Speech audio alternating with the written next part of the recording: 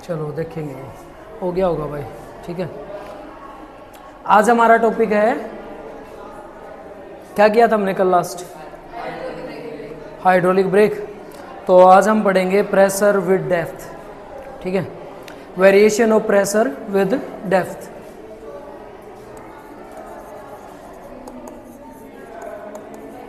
Variation of pressure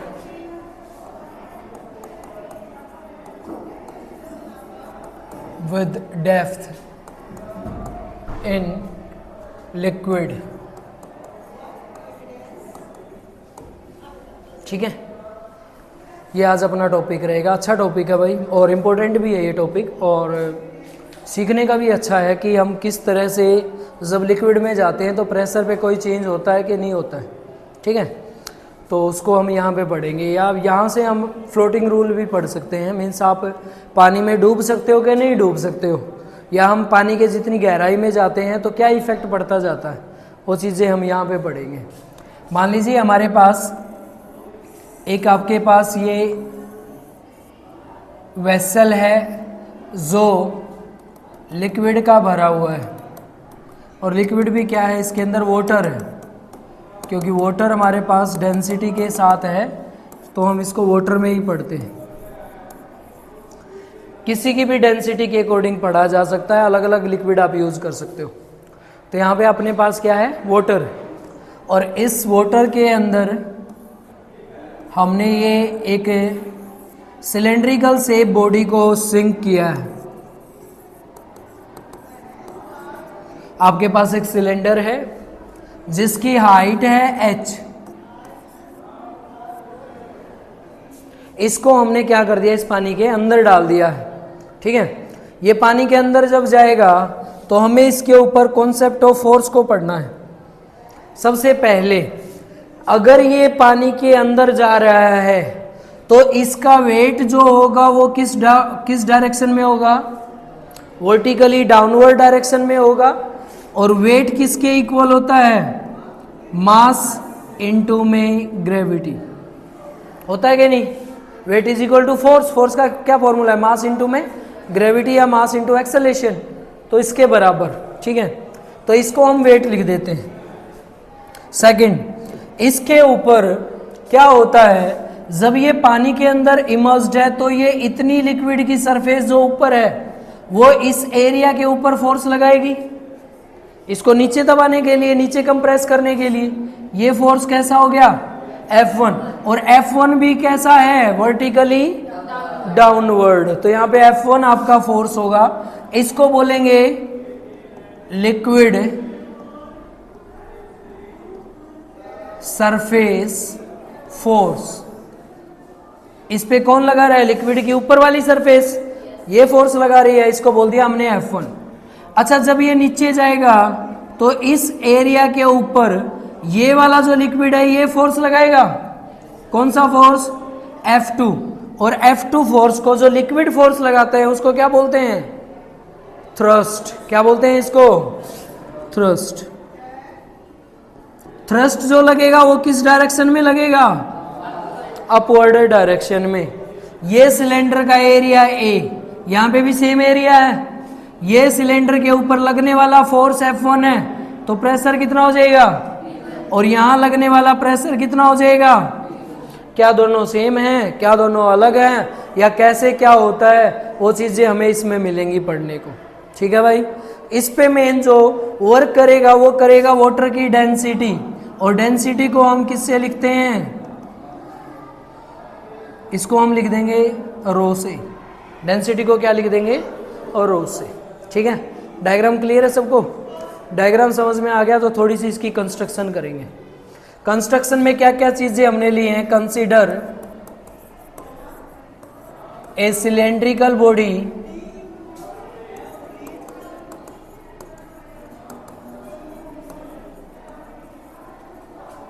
immersed in liquid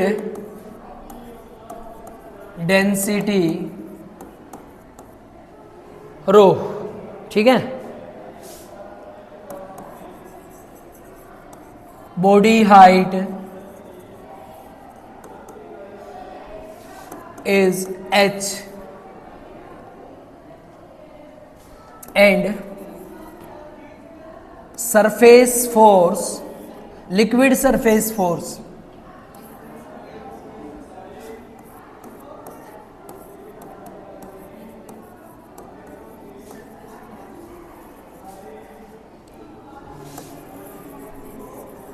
vertically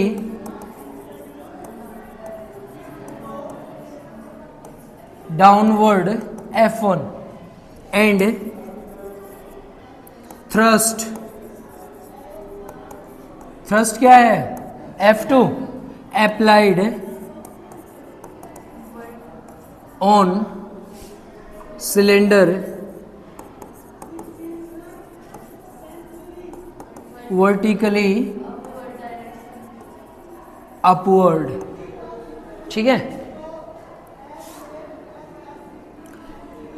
and weight of body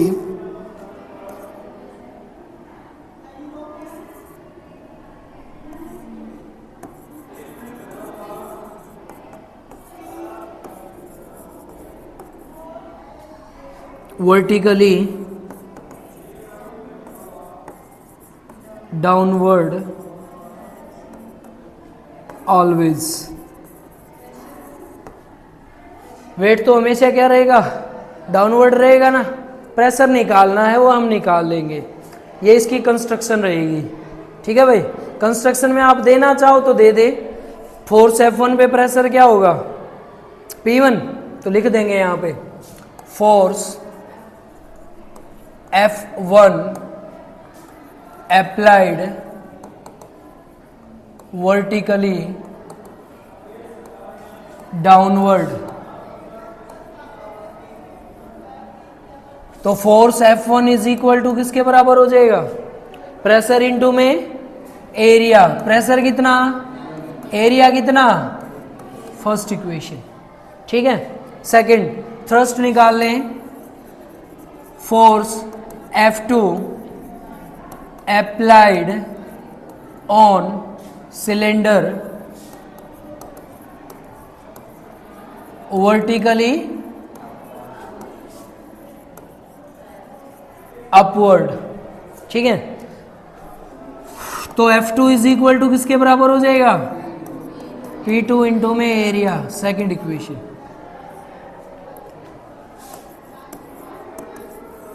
weight of immersed body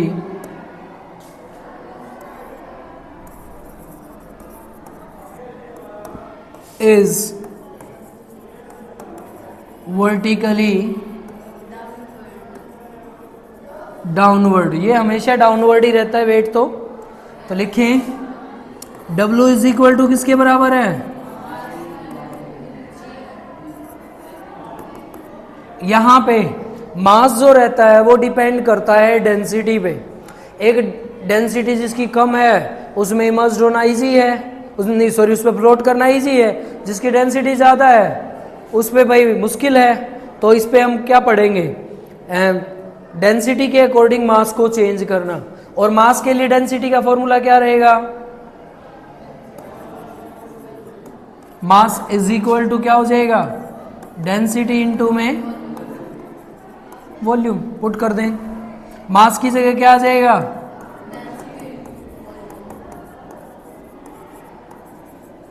into में जी। ये density को क्या लिखते हैं, वॉल्यूम क्या होती है, मीटर क्यूब होती है। इसको चेंज कर लें, ये लिख दिया मैंने एरिया इनटू में हाइट, क्योंकि सिलेंडर की हाइट ले रखी है तो सिलेंडर का एरिया इनटू में हाइट, और इनटू में क्या आ गया हमारा, ये वेट आ गया। कौन सी इक्वेशन बताओ, क्लियर है क्या। फर्स्ट इक्वेशन में जो लिक्विड का फोर्स है, सरफेस से जो फोर्स लग रहा है वो निकाल लिया, वो किसके बराबर आ गया, P1 इंटू में फिर लगा लिया नीचे से जो लिक्विड फोर्स लगा रहा है उसको ऊपर की तरफ, उस एरिया के ऊपर, उसको निकाल लिया ये इतना, फिर निकाल दिया वेट, और वेट आ गया हमारा इसके इक्वल। ठीक है, अब हमने निकालना है इसका नेट फोर्स। नेट फोर्स क्या कहता है, देखिए आप नेट फोर्स क्या कहता है। नेट फोर्स ये बताता है कि ये फोर्स डाउनवर्ड और ये वाला फोर्स, इसका वेट भी डाउनवर्ड, और दोनों चीजें एक डायरेक्शन में जाएंगी तो ऐड हो जाएंगी, और ये फोर्स अपोजिट। तो नेट फोर्स किसके बराबर आ गया इसका, total inward force is equal to total upward force. निकाल दो फिर।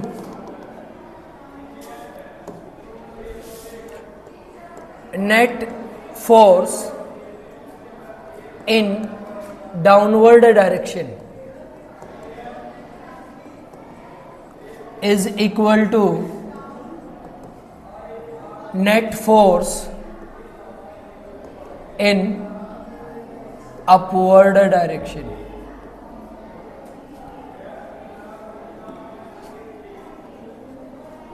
ठीक है, बोले ये डाउनवर्ड कर लेना भाई, ये लो। ठीक है, डाउनवर्ड के लिए आप सिंबल दे देना ये। ठीक है, चले बोले डाउनवर्ड डायरेक्शन में टोटल फोर्स कितना हो जाएगा, is equal to net force, बस। ठीक है, F1 किसके बराबर है, प्लस में W किसके बराबर था, ठीक है, और OGH क्या आएगा, दो बार लिख दिया, इज इक्वल टू F2 किसके बराबर, प्रेशर प्रेशर एक तरफ कर लो, प्रेशर प्रेशर को क्या कर लो एक तरफ, इसको उधर ले जाओ, इसको इस तरफ लेके आओगे तो P2A इस तरफ से ये प्लस में है, उस तरफ जाके किसका हो जाएगा minus P1A is equal to rho GHA। क्या कॉमन आ रहा है, एरिया कॉमन ले लिया, P2 minus is equal to rho GH into में A, एरिया से area, pressure P2 minus P1 is equal to rho GH। इसको बोलते हैं इक्वेशन, किसके लिए, प्रेशर के लिए।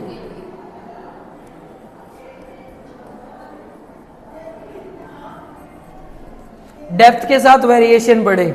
P2 प्रेशर कहां था, नीचे, और P1 कहां है, ऊपर।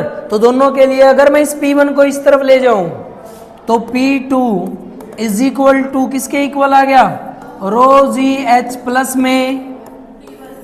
एक बात बताएं, जब डेप्थ में जा रहे हैं नीचे और वहां जाके ऊपर का जितना प्रेशर था वो ऐड हो रहा है, तो नीचे जाने से प्रेशर बढ़ेगा कि घटेगा, इंक्रीज नहीं होता जाएगा। ये डायग्राम में देखें, जो प्रेशर नीचे है P2 वो अकेला किसके बराबर है, रो GH प्लस में P1, इसका जितना प्रेशर है वो प्लस में इसका जो प्रेशर था वेट का वो, तो बढ़ा के नहीं। तो डायग्राम में चेंज कर लेंगे, और डायग्राम में कैसे आप बनाएंगे, प्रेशर के लिए पहले प्रेशर था ये यूं, फिर प्रेशर डेप्थ में जाएगा तो और इंक्रीज, फिर और इंक्रीज, फिर और इंक्रीज, यहां जाते जाते क्या होता जाएगा, तो डेप्थ के बढ़ने से प्रेशर क्या हो जाता है, इंक्रीज। तो इसको हम बोलते हैं variation of pressure with depth. तो लिखेंगे यहां पे pressure is increase with depth.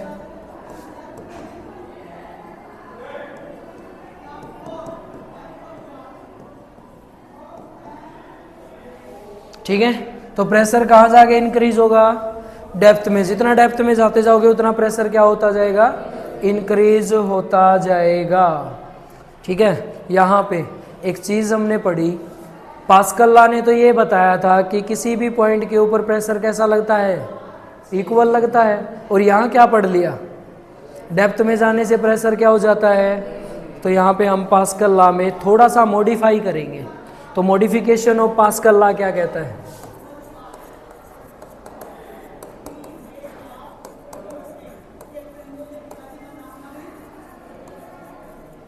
जो पास्कल था ना उसका लॉ यहाँ पे काम नहीं करता, ठीक है। अब मॉडिफिकेशन के लिए देखो P2 इज इक्वल टू किसके बराबर है, रो जी एच प्लस, इस P1 को इधर ले आए, P2 minus P1 is equal to rho g h. अगर इफ G को क्या कर दें, zero, means effect of gravity को हटा दे, तो बिल्कुल ग्रेविटी के इफेक्ट के हटाने से P2 माइनस P1 रो G की जगह क्या आ जाएगा, और ये पूरा का पूरा क्या हो जाएगा, P2 minus P1 is equal to, अगर मैं इस P1 को इस तरफ ले जाऊं तो P2 इज इक्वल टू किसके बराबर आ गया, ये क्या था हमारा, था कि नहीं, ये तो पास्कल लॉ है। पास्कल लॉ कहाँ काम करेगा, लेकिन क्या लिक्विड में ग्रेविटी जीरो होती है, नहीं होती। तो इसको वो हल्का सा मॉडिफाई हमने क्या किया, ये दो स्टेटमेंट बना दी। अगर ग्रेविटी जीरो है तो पास्कल लॉ हर जगह पे क्या रहेगा, प्रेशर सेम रहेगा। लेकिन अगर ग्रेविटी के साथ है तो डेप्थ के बढ़ने से प्रेशर और डेप्थ के घटने से प्रेशर, दोनों कॉन्सेप्चुअल क्लियर हो जाएंगे। इसको बोलते हैं मॉडिफिकेशन ऑफ पास्कल लॉ। थोड़ा सा और मॉडिफाई कर देते हैं इसको। हमारे पास फॉर्मूला आ गया P2 minus P1 is equal to rho g h. ये कहता है इस कंटेनर के अंदर जो ये ऊपर लिक्विड की सरफेस बनी थी ना, जिसके अंदर हमने ये बॉडी मर्ज की थी, इस पे ये लिक्विड प्रेशर लगाता है इसके क्रॉस सेक्शन एरिया के ऊपर। लेकिन इस सरफेस को बनाने में काम कौन करता है, एटमॉस्फेयर। भाई एटमॉस्फेयर भी तो ऊपर से प्रेशर लगाती है, मींस यहां जो प्रेशर लग रहा है P1 प्रेशर, इसको बराबर मान लेंगे A के। किसके बराबर मान लेंगे, A के। और ये जो PA है, अब ये टोटल प्रेशर हो गया ना ऊपर का, इस प्रेशर को बोलते हैं atmospheric pressure.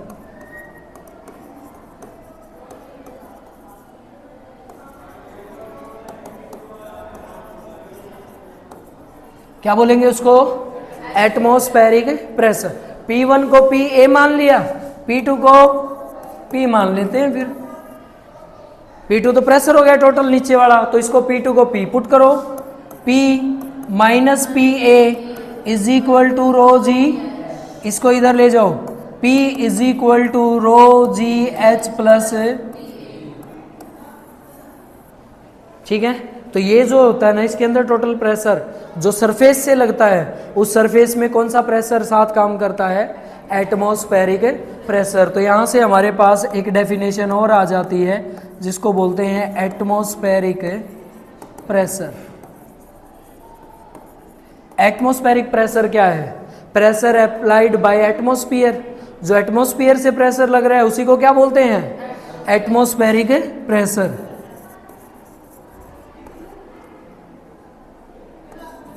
Pressure applied by atmosphere is called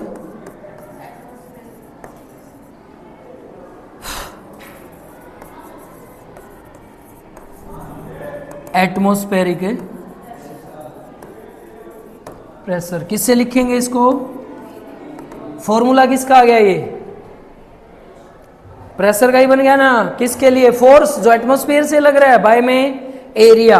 atmospheric pressure की वैल्यू होती है 1.013 इंटू में 10 की पावर प्लस K5 पास्कल, या क्या यूनिट देंगे, सबको याद हो या वैल्यू, ये है आपकी एटमॉस्फेरिक वैल्यू, ठीक है। एक और चीज याद कर लेना, मरकरी की डेंसिटी Hg की डेंसिटी कितनी होती है,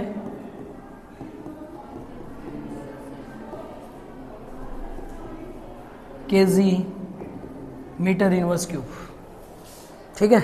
ये दो वैल्यू आपको याद रखनी है। तो ये आपका आ जाएगा एटमॉस्फेरिक प्रेशर। एटमॉस्फेरिक प्रेशर को मापने वाला डिवाइस कौन सा है, कल हम ये टॉपिक करेंगे और जानेंगे कि भाई इसको कैसे मेजर किया जा सकता है, कैसे इसको मापा जा सकता है। पहले आज वाला बताएं, ये क्लियर है? कोई पूछना हो तो अभी पूछ लें भाई, ठीक है। क्लियर है तो ये आप उतार सकते हैं, नहीं तो उतार लेना चाहिए।